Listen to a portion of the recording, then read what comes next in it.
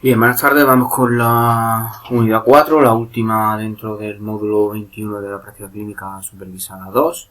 Aquí vamos a trabajar lo que es la parte sexual y de pareja y además incluiremos también dos temas pequeñitos, uno de la terapia de grupo en general para que la entendamos y otro de la calidad de las intervenciones, que también es un tema muy pequeñito y que no nos va a ocupar muchísimo tiempo. Bien, vamos a empezar la terapia de grupo. Normalmente se plantea entre 8 y 10 personas por grupo, menos sería quizás pequeñito, y aunque también se puede de 5 o 6 y más, pues sería quizá un poco complicado, ¿no? A lo mejor quizá en entrenamiento de habilidades sociales podemos incluir alguno más grande, pero no es lo más adecuado. Bien, vamos a ir viendo qué tipos de grupos suele haber, los grupos más abiertos, vamos a incluir en cada uno lo complicado y lo bueno de cada uno. Aquí, por ejemplo, a primera difícil cohesión, pues son grupos abiertos que van entrando y van saliendo mucha gente, generan mucha conflictividad, mucha estimulación en el grupo, pero luego realmente se utilizan en contextos más hospitalarios.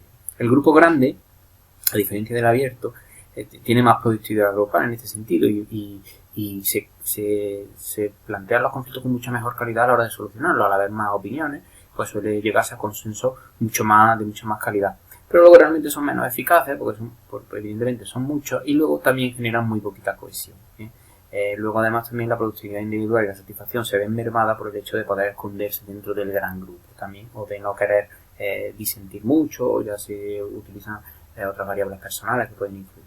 Los grupos heterogéneos, personalmente a mí me gustan mucho. Es verdad que luego dan, por ejemplo, una gran homogeneidad a la hora de tolerar a la ansiedad y se utilizan mucho tanto en la distimia como en las trastornos de personalidad más leves o moderadas. Pero es bueno porque son grupos muy enriquecedores y que ayudan mucho a trabajar el trastorno, aun teniendo trastornos comunes, y el sexo en este sentido no afecta.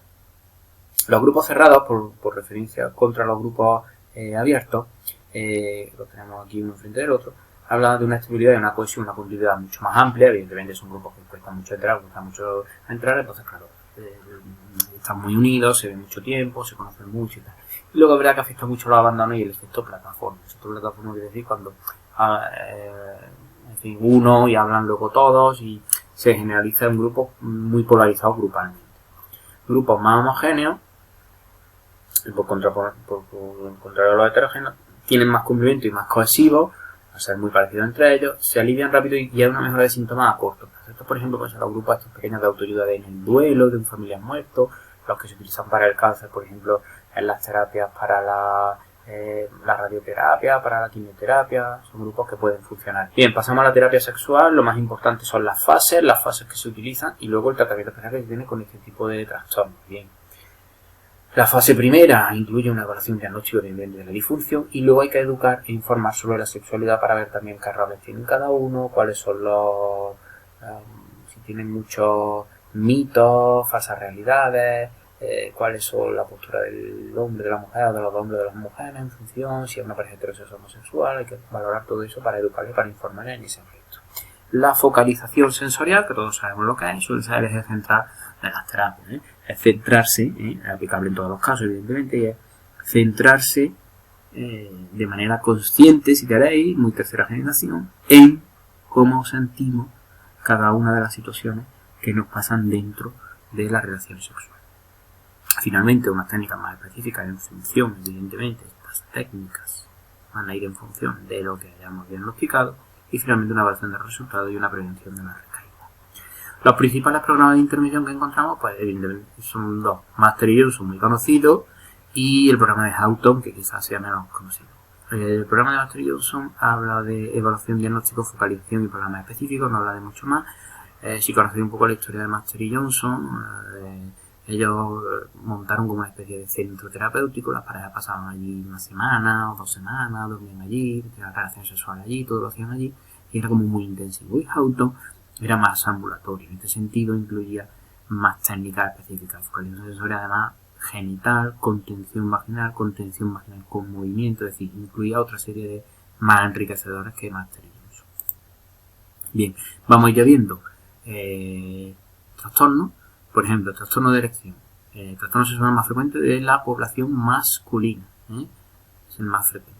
El farmacológico no vamos a darle mucha bombo, porque la mayoría son tratamientos psicológicos, son problemas psicológicos. Entonces tenemos la terapia sexual de Master y Johnson, la técnica del relleno se utiliza, que es cuando introducimos el pene en la vagina pero sin estar totalmente erecto, y ya se va consiguiendo poco a poco esa erección. Y el biofeedback o pletismógrafo del pene, que está dando bastante buenos resultados. Con respecto a la eyaculación precoz, es la disfunción sexual masculina, que además es la que mejor responde al tratamiento psicológico, pero no es la que más se acude en consulta, se acude mucho más, es más prevalente el trastorno de erección. Bien, también tiene un tratamiento farmacológico, que bueno, además es un antidepresivo y SRS, porque claro, al inhibir selectivamente la serotonina, hay más serotonina en el cuerpo, entonces sabéis que depende también eso de la eyaculación y se retrasa, se inhibe y retrasa. Pero las dos técnicas mejor entendidas son estas dos. La técnica de parada y arranque, pues todo está de cima, que es cuando la pareja o tú mismo empiezas a masturbarte y paras cuando ves inminente la eyaculación, paras y luego vuelves a continuar. Se trata un poco también de entender conscientemente, de atender conscientemente a las sensaciones de eyaculación previa. Y la técnica de comprensión o apretón basilar, que se especifica más trilloso, es esa técnica en la que la mujer o tu pareja o el hombre, sea una pareja homosexual o tú mismo, comprime o aprieta la base por eso basilar del pene cuando se acerque la eyaculación o cuando notemos que ya viene la sensación de eyaculación. El trastorno de deseo sexual normalmente se centra más en el aspecto femenino. La mayoría de los tratamientos son problemas de matriz Johnson, pero aquí encontramos el de Hulberg, que lo hemos hablado antes, que es combinado. En este sentido, habla del entrenamiento en consistencia del orgasmo y el entrenamiento orgánico. ¿De qué consta esto? Aquí está la fase.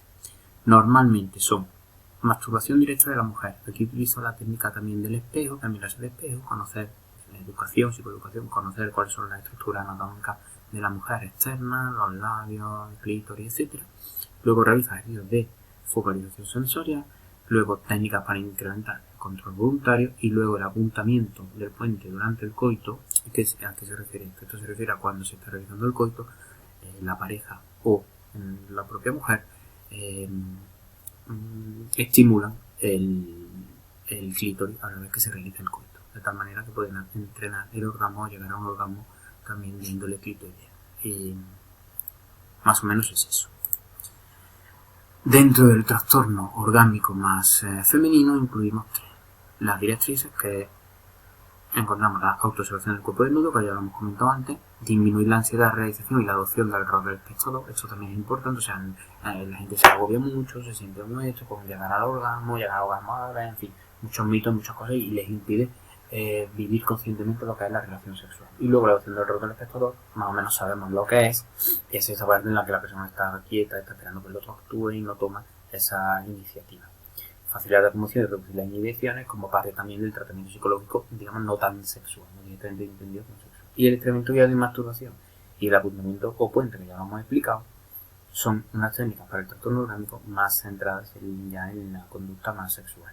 El guiado de masturbación es el moldeamiento y es lo que son los ejercicios de Kegel, que es el entrenamiento del músculo pubococígeo, que es esto de retener y soltar el pipí, la orina, y además utiliza autoestimulación en el clítoris o incluso vaginal, por eso el uso de vibrador. Las parafilias, hay muchísimas parafilias. Vamos a ver las que se utilizan de manera psicológica y evidentemente hay un tratamiento farmacológico que viene aquí y uno quirúrgico que incluye cirugía y casos más graves, casos muy graves, y sobre todo la utilización de la manipulación del sustrato hormonal y de los tranquilizantes en personas con unas parafilias ya graves que pueden cometer delitos, etc.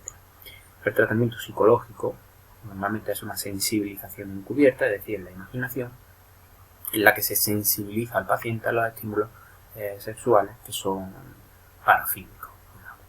Y el reconocimiento orgánico o masturbatorio es la realización de una masturbación y en la que cuando empiece a pensar en su parafilia, a la hora de llegar al orgasmo, cambiar esos pensamientos por otros diferentes, de manera que se condicione el orgasmo hacia una excitación más saludable o más adaptativa que una parafilia que le puede generar malestar o problemas de índole policial. Esto evidentemente no se consigue en una sesión, esto va por sesiones, muchas sesiones y de muchas más. Bien, la disforia de género solamente quiero que os quedéis con esto. Lo importante de la disforia de género es la evaluación, ¿vale? sobre todo en adolescentes que están empezando a sentir estas cosas y en niños más pequeños. Después, si tenemos clara la evaluación, que hay disforia de género, tenemos que valorar la forma en la que se realizará el paso, si va a haber un tratamiento hormonal previo, si va a haber operación, si tiene pensado operarse, cambiarse de sexo directamente, empezar con el hormonal, ir poco a poco, simplemente no realizarlo porque no le gusta, no. Entonces, eso es lo importante, qué forma y luego acompañamiento, más trabajar un poco la educación, la experiencia de lo que está pasando y la aceptación y el compromiso con la nueva identidad que va a asumir. Esto es muy claro porque muchas veces confunden disforia de género con a lo mejor experimentación del adolescente, tal. Tenemos que tenerlo muy claro antes de realizar todo esto. Y una vez que se realice, ya entonces trabajamos la educación experiencial y la aceptación y compromiso en la nueva identidad de la disforia de género. Bien, terapia de pareja. La más normal, la más utilizada, la más habitual es la conducta conyugal o marital de ambos. Bien, plantea sobre todo 3 componentes muy similares en su eficacia, que hay entrenamiento en comunicación y solución de problemas, lógico, si te estás peleando con tu pareja, lo normal es comunicarte y solucionar los problemas que hay.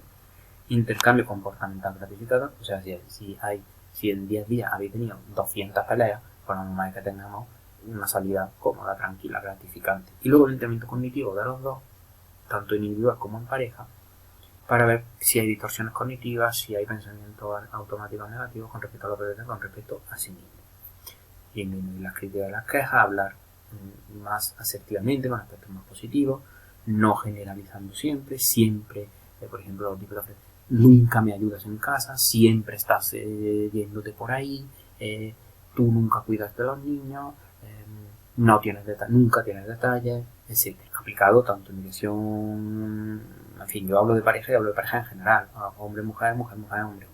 Eso ya lo veré bien. La programación es de 12 sesiones y aquí tenemos en qué se utiliza cada una. La reciprocidad va a servir para el deseo, comunicación para la intimidad, negociación para el compromiso, solución de conflictos para ganancias terapéuticas y luego la recaída y el manejo de situaciones. Es muy importante. Es complicada la terapia de conducta conductual marital porque realmente puede que no exista un problema psicológico, un trastorno de cada uno de los componentes de la pareja. No es la relación entre ellos la que está. Por último, la calidad de las intervenciones. Bien, aquí me voy a detener un poquito lo último que queda de clase. Para que uno realice, uno no puede saber de todo, los psicólogos no sabemos de todo, ¿vale? Tenemos vagas o conocimientos más o menos superficiales de todos los trastornos que existen, fijaros que aquí nos hemos dejado mucho atrás, pero no tenemos un conocimiento profundo de todo. Entonces, cuando llega un paciente en el que entendemos que la evaluación de la noche apuntan a un trastorno, a una discapacidad, a una disfuncionalidad que no conocemos en profundidad, primero la opción que tenemos, como dijimos en práctica clínica, uno evidentemente es derivarlo a un especialista que tenga muchísimo más conocimiento que nosotros. Eso por un lado. Y por otro, si nos atrevemos a hacerlo, es siempre con cautela. Y para ello, la forma en la que podemos mejorar la calidad en esa intervención, tanto si conocemos el trastorno como si no lo conocemos en profundidad y queremos actualizarlo, son estas 4 cosas. Primero son las guías de práctica clínica. Normalmente son gratuitas. Están en PDF, suelen estar en los ministerios de sanidad de cualquier país del mundo. En Estados Unidos tiene también la APA sus propias guías clínicas. Existen el NIM y el NHS británico también tiene muchas en inglés. Y en España el Ministerio de Sanidad tiene guías de práctica clínica, además de cada una de las comunidades de los estados pequeñitos que hay en España también tienen sus propias guías de práctica clínica. O sea que se pueden encontrar bien y ahí van a venir muchísimas recomendaciones para hacer. Luego tenemos las revisiones sistemáticas y metaanálisis de las que hablamos en la anterior asignatura de práctica clínica que encontramos en la revista científica y que ahí nos van a servir también para tener claro qué terapia vamos a utilizar. Y después tenemos el artículo de caso único de revisión de casos en la que vamos a ver de manera muy específica cómo se ha trabajado algún tipo de trastorno y en qué tipo de sujeto de paciente, con lo cual podemos ver qué han hecho otras personas que han tenido el mismo problema que tengo yo con un paciente. Si todo esto no es suficiente para tener una buena calidad de las intervenciones, además vamos a tener la supervisión de otro profesional que se puede utilizar o las sesiones.